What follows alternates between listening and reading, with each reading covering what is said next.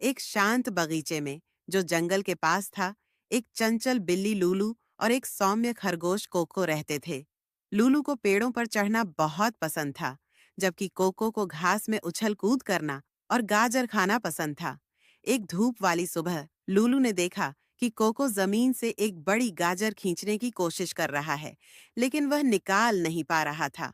लूलू तुरंत दौड़कर उसके पास गई और बोली, मैं मदद करती हूँ। दोनों ने मिलकर जोर लगाया। फिर पाप! गाजर बाहर आ गई और दोनों हंसते हुए पीछे गिर गए। उस दिन के बाद से वे हर दिन साथ खेलने लगे। लूलू को